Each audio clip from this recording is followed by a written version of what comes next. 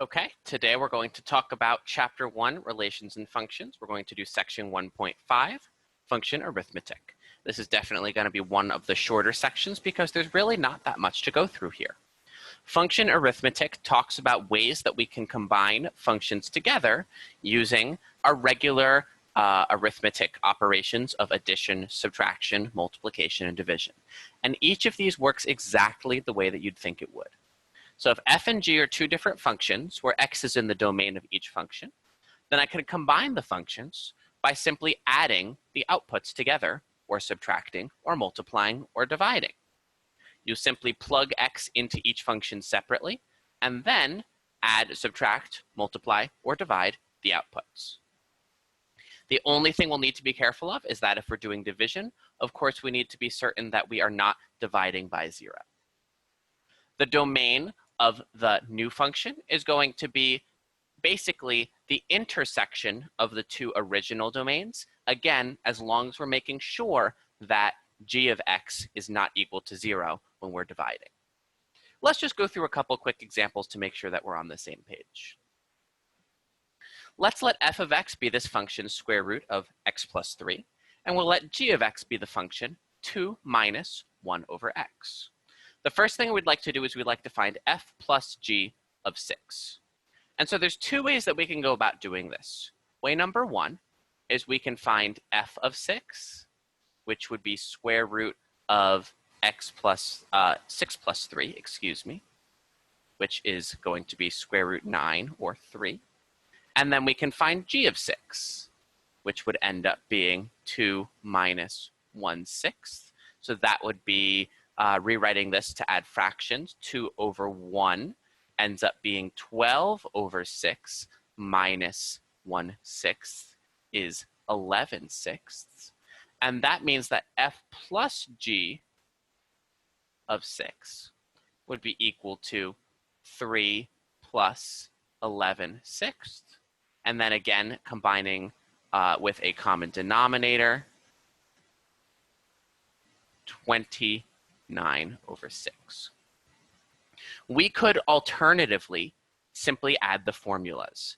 So f plus g of x would simply be square root x plus 3 plus 2 minus 1 over x, which means that f plus g of 6 is what I get when I plug 6 in.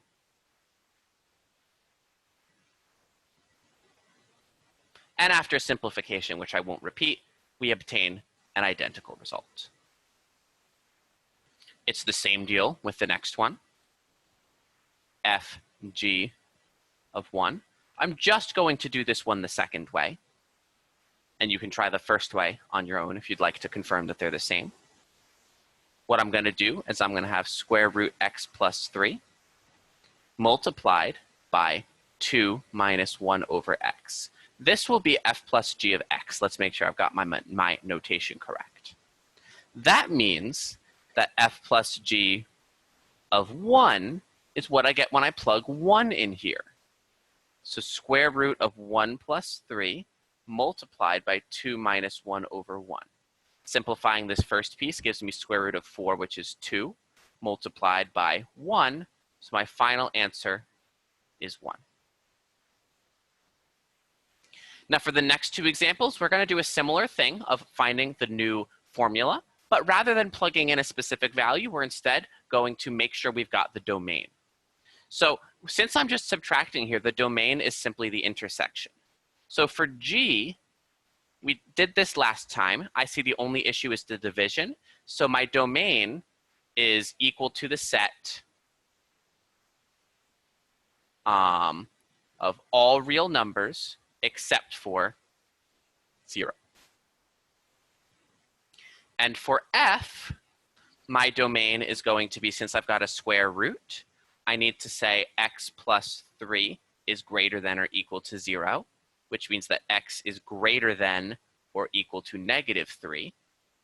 So I would say that the domain is the interval negative 3 to infinity.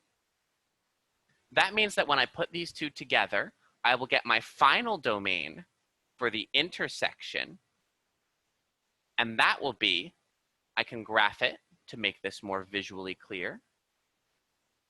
Here is -3, 0. So this is my domain for G. And this is my domain for F. So that makes it clear that the intersection goes from here to 0, stops, and then continues. In other words, I could say I have -3 to infinity, except for 0. And I should make sure before we want to make sure we have a hard bracket. Let me make that more clear. It looked like kind of parenthesis for bad handwriting. I've got a hard bracket because -3 is indeed included. Then I'll just need to find a formula, and the formula is very straightforward. So G minus F is simply equal to 2 minus 1 over x minus square root x plus 3. We'll do the same thing for division, but there's one extra thing we'll need to be careful of. In addition to this stuff, which still applies, I also need to make sure that since I'm dividing by f, that f is not equal to 0. In other words, square root of x plus 3 cannot be equal to 0. That means that x cannot be equal to -3. And what I get is a very similar domain to last time, except for I need to omit -3. Last time it was okay because I can have the square root of 0, but we can't divide by 0. So the new domain for this division function is going to be -3 to infinity, this time with a parenthesis, because I do not want to include -3, and removing 0 once again. As a reminder, if you were inputting this into WebAssign, they would want to see -3, 0, union with 0, infinity. The top version, I think, does a better job of saying that what I've got is one interval with a point missing, but WebAssign doesn't know this notation, so we'll have to use the bottom, which shows that we have 2 distinct intervals. I think the top one tells a better story, but the bottom one is definitely just as correct, and of course, it's what we'll use for the homework. We'll finally give the division formula, so that means I have 2 minus 1 over x divided by the square root of x plus 3. That's all we've got for this lesson. I'll see you guys next time.